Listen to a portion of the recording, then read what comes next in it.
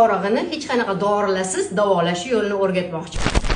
O'zichi ota-bobolarimizchi osteopat bo'lish kerak ekanda. Ana kimlar ota bo'lganu, o'shalar mana qilib dom kinda solgandan keyin boshim mana qilib qo'yishardi-yu, o'shalar har bir cherepdagi shoflarni harakatga keltirib qo'yishgan ekan-da. O'sha hisobiga bosh og'riqlarimiz qolib yengil bo'lib qolgan ekan. Shimizda mana cherep bo'lsa, mana shu har bitta bo'limlari bor. Shularning har birining orasida choklari bor, mana shoflari deydi. Shular hammasi erkin harakatda bo'lish kerak. Odam har nafas olganda bularning o'zining ritmi bor. Shu bo'yicha qimirlaydi. O'shaning hisobiga boshdagidek bir dinamika yaxshi bo'ladi. Boshi qaysidir bo'limida harakat chegaralanib qolsa, o'sha bosh og'riqlari boshlanadi. Birinchi bo'lib, mana shu ikkita parni hisoblangan chiminoy ko'shni harakatga keltiramiz. Shuning uchun qo'linglarni mundoq qilib, shu ikkita chiminoy ko'shga qo'yasizlar va yengil ushlab sal tepaga tortasizlar, ozginagina. Bir pas ushlab turasizlar.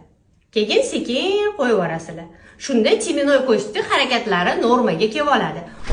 Undan keyin lobnoy ko'st, peshana, ya'ni va zatilka, ensa qismini ham harakatga keltirib olamiz. Uni bundoq qilib ushlab turib, sekin sal o'zimizga tortamiz. O'shanda ularning ham orasi ochiladi. Peshanaga qo'limizni qo'yamiz va zatilkaga ham qo'limizni qo'yib, ikkalovini sekin tepaga tortamiz.